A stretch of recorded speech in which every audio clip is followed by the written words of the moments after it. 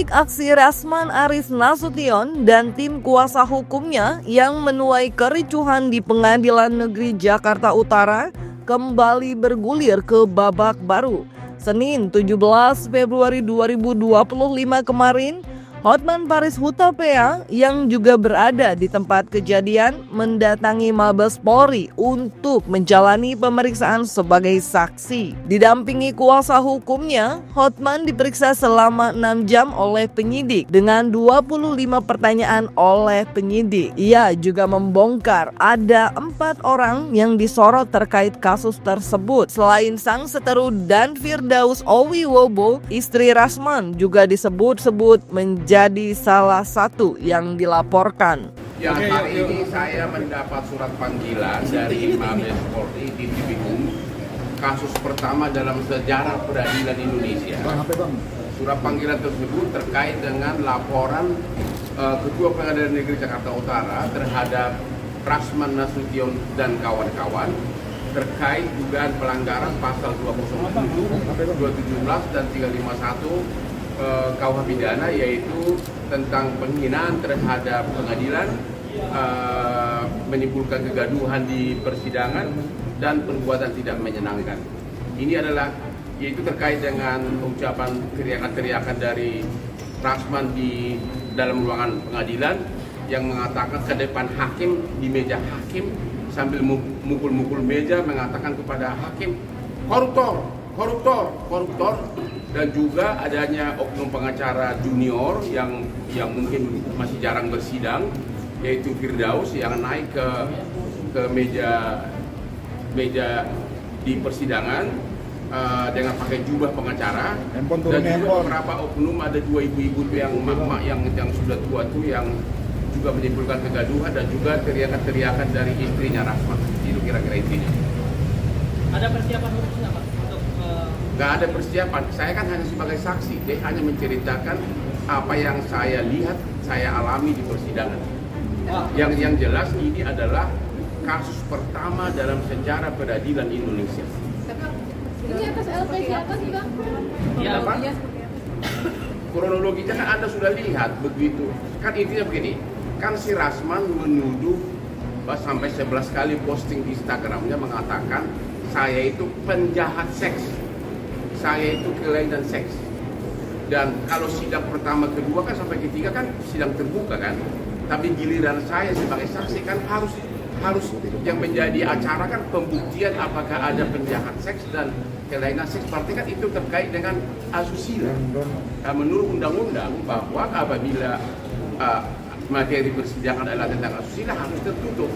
Begitu hakim mengetok bahwa tertutup, dia marah-marah karena dia sudah bawa begitu banyak TikTok dan sebagainya. Dia mungkin mau pansus, mau fashion show di persidangan, padahal gue jauh lebih ganteng kan. Hari ini kan dia menghadap sama Abang terkait dengan pembukuan. Saya nggak yakin, saya merasa kurang yakin dia bisa diterima. Bagaimana perasaan seorang pimpinan Mahkamah Agung yang anak buahnya hakim di bawahnya diteriakin di persidangan, koruptor, koruptor, dan itu di persidangan dan diketok-ketok mejanya. Jadi dia sudah sadar bahwa sudah berakhir karir dia, karena ada 2 hal yang paling penting. Selama itu masih dibekukan, maka semua surat kuasa maupun pembelaan dari Rasman dan Firdaus yang dibuat sejak tanggal pembekuan kepada klien manapun batal demi hukum karena dibuat oleh orang yang tidak berwenang. Tentu, kedua, masyarakat tentu akan pasti menjauh, akan memakai pengacara. Orang memakai pengacara kan untuk menang, untuk membela diri, bukan untuk kalah. Kira-kira begitu. Bang, HP dong agak itu nih. Apa? Agak kira dikit bang. Bagaimana bisa permintaan maaf bahwa pengadilan sudah begitu dihina begitu? Ya biarkanlah proses hukum berjalan. Jadi Rasman akan menghadapi 3 hal. 1, sebagai terdakwa atas laporan yang BAP saya sudah selesai hari ini. Ada 25 pertanyaan yang dilaporkan adalah pasal 207, 217 dan 335 KUH pidana. Dan ada 4 nama yang disorot di BAP saya, yaitu 1 Rasman Nasution, 2 Firdaus, 3 yang juga mengucapkan kata-kata yang menimbulkan kehebohan, yaitu istrinya Rasman, namanya Ade siapa? Ade Suryani, dan juga kuasa hukumnya yang cewek yang mak-mak itu siapa? Elida Neti. Jadi ada 4 orang, Rasman, Firdaus, Elida Neti, dan Ade Suryani. Oke? Hal yang paling menyedihkan di sini dan yang sangat yang membuat perhatian khusus dari penyidik adalah semua kata-kata penghinaan, kata-kata kotor yang diucapkan terhadap majelis hakim dan pengadilan itu disiarkan secara live dari mulai awal sidang sampai akhir, termasuk kata-kata koruptor, tidak bisa ganti. Terus masih ada lagi kata-kata yang tidak pantas diucapkan oleh istrinya Rasman, sama juga Adila Neti, dan juga waktu penyidik melihat jelas naiknya si Firdaus ke meja, tidak ada yang maksa, benar-benar sukarela, dan juga tidak ada sama sekali alasan dia gara-gara si Rasman katanya mau dicekek atau mau apa, itu tidak ada, karena videonya ada semua. Lebih lanjut, Hotman Paris Hutapea menegaskan bahwa kasus kericuhan yang diduga dilakukan oleh Rasman dan tim kuasa hukumnya mendapat atensi khusus. Selain dirinya, 3 hakim yang saat itu bertugas juga telah dimintai keterangan. Hotman pun mendesak penegak hukum untuk menangkap Rasman dan pihak-pihak yang dilaporkan karena sudah sangat mencoreng muka hukum di Indonesia. Menurut penyidik, 3 hakim sudah di BAP juga, sudah selesai. Ini benar-benar sangat cepat. Saya pun sebagai warga Indonesia menghimbau kepada Bapak Kapolri, karena ini tindakan pertama dalam sejarah peradilan di seluruh dunia, bukan hanya di Indonesia, di mana di depan hakim, depan meja sidang berani mengatakan koruptor, dan juga naik ke meja sidang dengan seolah-olah jagoan begini gaya Firdaus, agar Bapak Kapolri menerapkan pasal 335, karena itu salah satu dari 3 pasal itu pasal yang bisa dilakukan penahanan. Perbuatan tidak menyenangkan. Menurut KUH pidana itu walaupun ancaman hukumnya di bawah 5 tahun, tapi dikecualikan, bisa ditahan. Ya, kalau ini orang tidak ditahan, ini benar-benar wibawa hakim dan upaya hukum dan upaya pengadilan sangat runtuh. Ada informasi beredar nanti Rasman akan ditahan karena dia ini. Enggak ada urusan hukumnya di situ. Nggak ada hubungan hukum saya ditahan. Itu ancaman di bawah 4 tahun, di bawah 5 tahun. Saya berkelakuan bagus, saya datang, malah istri hakim yang nggak pernah datang. Kalau ada perbedaan di dalam, itu bukan personal pribadi saya, tapi ada pemicunya. Jadi kita sangat kooperatif. Besok di sana tim hukum saya akan sangat tertib dan yang mendukung saya akan sangat tertib. Gitu. Di sisi lain, Rasman tetap kekeh melakukan pembelaan dan menyatakan bahwa tidak ada sama sekali niatnya untuk menghina pengadilan atau instansi hukum lainnya. Terkait perkataannya menyebut hakim koruptor bukanlah merujuk ke satu orang, melainkan secara umum terhadap apa yang pernah terjadi. Rasman juga menegaskan bahwa permohonan maafnya sudah patut menjadi pertimbangan utama untuk menyelesaikan polemik. Jadi kalau apa yang kami lakukan, kalian dengar Prof. Gayus Lumbur, dia mengatakan tidak ada di situ tindak pidana.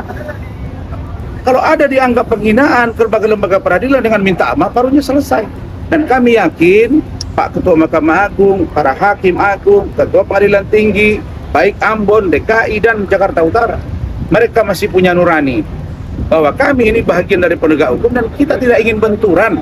Sekali lagi, kami tidak ingin menghina dan merendahkan. Dan dipotong-potong kalimat saya katakan banyak hakim juga yang koruptor. Banyak juga jaksa, banyak juga di KPK yang bermasalah hukum, ketua KPK waktu itu Pak Firly, di kepolisian juga, di pengacara juga. Saya bicara general, bahkan yang saya katakan itu adalah fakta. Kan saya tidak bilang bahwa seluruhnya. ada oknum-oknum maka kita sering mengawasi. Kalau itu menjadi fakta, di mana pidananya gitu. Jadi saya bukan memfitnah, bukan menuduh. Berbeda dengan Rasman, Hotman menganggap apa yang terjadi di Pengadilan Negeri Jakarta Utara merupakan penghinaan luar biasa, apalagi semua itu disiarkan secara langsung di media sosial dengan begitu banyak bukti yang beredar.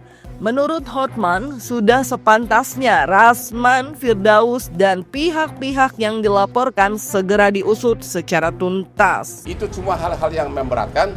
Jadi sekali lagi, kalau ini tidak ditahan, maka hati rakyat Indonesia akan sedih karena semua penghinaan itu dari mulai awal sidang sampai akhir disiarkan live oleh TikTok yang sudah dibawa oleh Rasman Nasution. Justru karena nafsunya itu tidak bisa menyiarkanlah, karena ada keputusan hakim sidang tertutup, makanya dia super marah. Begitu lengkapnya super tim medsos dia bawa, lengkap dengan puluhan bodyguardnya, mukul-mukul meja, semua telah membujuk dia untuk sampai ada Kapolres, ada Kasaserse, ada aparat hukum, ada petugas keamanan persidangan, panitera kepala, sampai ketua majelis tertuduh begitu. Koruptor tidak bisa ganti hakim. Itu disiarkan secara live melalui TikToknya itu sangat menyedihkan. Karena biar bagaimanapun kita ingin pengadilan kita itu jangan terhina begitu. Jadi yang dihina majelis hakim, pengadilan kita dan seluruh rakyat Indonesia.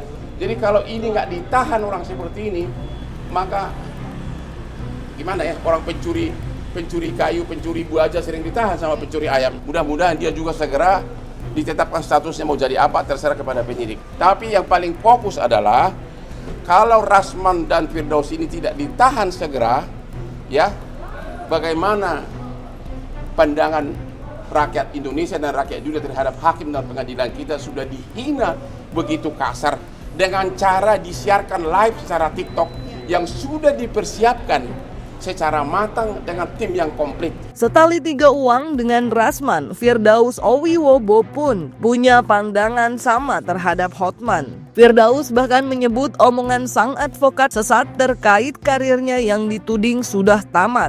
Ia secara belak-belakan mengatakan bahwa sampai detik ini kantor hukumnya masih mendapat permintaan dari klien dan pembekuan sumpah advokatnya juga bersifat sementara, bukanlah permanen. Hotman Paris suruh macul di kampung, kenapa omongan dia sesat. Beberapa kali dia memberikan narasi-narasi pada terakhir di Mabes Tari. Dia bilang kami tidak boleh beracara lagi, tidak boleh menerima klien, dan kalau kami memberikan kuasa kepada klien memberikan kuasa kepada kami, maka cacat hukum. Dia bilang suruh belajar lagi, karena statement dia itu ditertawai oleh orang hukum se-Indonesia. Mana ada kami tidak boleh menerima surat kuasa dari klien. LBH saja yang bukan sarjana hukum masih boleh menerima surat kuasa dari klien. Ya, paralegal masih bisa menerima surat ke klien. Dari mana dia belajarnya? Makanya bilang nih omongannya ngaco, kebanyakan piknik. Hotman, tobat kau, jangan banyak piknik ya. Kasihan wanita-wanita yang kau kerjai itu, kasihan ya. Tobat kau. Kau lahir dari rahim ibu kamu, kau kerjai wanita. Ya, hati-hati kamu ya Hotman, hati-hati kamu. Ya, nanti saya akan buktikan di pengadilan.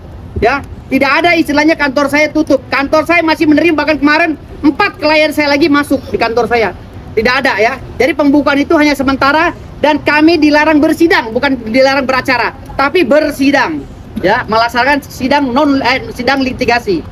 Beberapa waktu belakangan ini, Firdaus juga menjadi sorotan publik karena pernyataannya memiliki bukit di kawasan Parung hingga tambang uranium di kampung halamannya. Mendengar hal itu, Hotman langsung memberikan pesan menohok dan menyebut klaim tersebut mengada-ngada. Ia bahkan menantang Firdaus, jika memang semua itu benar, buktikan salah satunya dengan menyaingi mobil mewah milik Hotman. Ini sebenarnya bukan gunung, itu penyebutan saya aja, bukit sebenarnya. Itu lebih ke Bukit Parung. Dan itu ada kan di video saya kan, itu memang bukit dan surat-suratnya sampai ke situ. Alas haknya verbonding sampai ke situ. Di tanah saya 3 raksa, saya punya tanah 3 hektar, saya bikin pesantren itu. Kalau di Gunung Parung itu, di wilayah Parung dan sekitarnya, akan saya legalkan perumahan-perumahan yang ilegal ya, yang belum izin kepada klien saya. Dan gunungnya akan saya kerjasamakan dengan pemerintah. untuk program ketahanan pangan Pak Prabowo. Itu rencananya seperti itu. Kalau yang uranium itu beda. Itu di kampung saya di Bima dan Dompu. Kalau di Bima dan Dompu, pernyataan itu saya mengutip dari pernyataan para ahli geologi yang telah statement bahwa di kampung saya Bima banyak gunung-gunung dan daratan itu mengandung uranium, emas, tembaga, mangan dan lain-lainnya. Jadi berdasarkan ahli geologi yang berbicara, lihat di YouTube. Sekarang dikelola oleh PT Sumbawa Timur Mining, ya, di wilayah Onto, di Kecamatan Huu Dompu, itu ada 2 juta metrik ton. Itu pun sudah diumumkan oleh Pak Jokowi. Dan semua tanah-tanah di Pulau Sumbawa itu sebagian besar itu tanah berdasarkan perponding atas nama Sultan Bima, ke wilayah Kesultanan Bima, yang dipimpin oleh kakek buyut saya sebagai Sultan Bima dulunya, Bima Dompu. Ya, ya Sultan Bima, Sultan semuanya banyak kan Sultan sejarah itu. Kalau untuk Rasman dari Hotman, lokasi berlian lebih mahal dari berlian gua pun nggak akan minta maaf gua. Kalau gua dikasih bukit uranium 700 ton, gua mikir-mikir. Tapi itu kan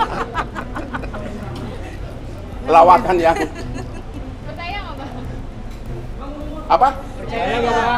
Tikus di got saya aja nggak percaya. Jangankan gua, tikus di got saya nggak percaya bahwa dia punya uranium yang bisa menghidupi ratusan tahun dunia lagi.